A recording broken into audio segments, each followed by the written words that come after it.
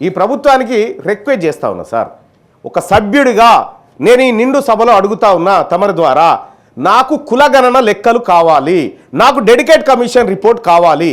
నాకు ఇచ్చే ఉద్దేశం లేకపోతే పబ్లిక్ డొమైన్లో పెట్టి అక్కడికి పోయి తెచ్చుకుంటా నేను. ఎందుకు ఇవ్వదు ఈ ప్రభుత్వం? కుక్కలకు నక్కలకు లెక్కలు ఉంటాయి సార్ ఈ రాష్ట్రంలో. 2 కోట్ల మంది ఉన్నటువంటి బీసీలకు కులాల వారిగా లెక్కలేదు సార్. ఏం చెప్పాలి సార్ ఈ ప్రభుత్వానికి? మళ్ళీ ఏమన్నంటే మాది వెనుకబడిన తరగతుల సంక్షేమాన్ని కాంక్షించే ప్రభుత్వం లెక్క కనిపిస్తలేదు సార్ ఇది. మేము ఏమంటున్నాం సార్, సొమ్మేమన్నా తీసుకొచ్చి పెట్టమంటున్నాం, మా లెక్క చెప్పమంటున్నాం సార్. మేము అడుగుతుంది మా తలలు లెక్క పెట్టిరు కదా, మా జుట్లు లెక్క పెట్టిరు కదా, ఆ జుట్లు ఎన్నో చెప్పురయ్యా అని చెప్తా ఉన్నాము. ఊర్లలో కూడా సార్ అది గొల్లోల చింత చెట్టు, ఇదేమో కుర్మోల బోరింగు, అక్కడ కుక్క వస్తే కూడా సార్ ఇది కుర్మోల కుక్క అంటారు సార్.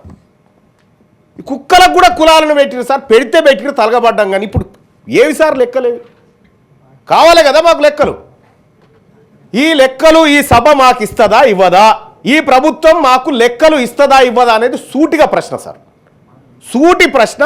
ఈ ఇస్తే ఎప్పుడు ఇస్తారు, ఇంకెన్నేళ్ళకి ఇస్తారు? అప్పుడు కేసీఆర్ గారు సర్వే చేసినటువంటిది ఇప్పుడు అది వెబ్సైట్లో ఉంది సార్, వెబ్సైట్లో ఉంది కానీ కులాల వారిగా లేదు సార్.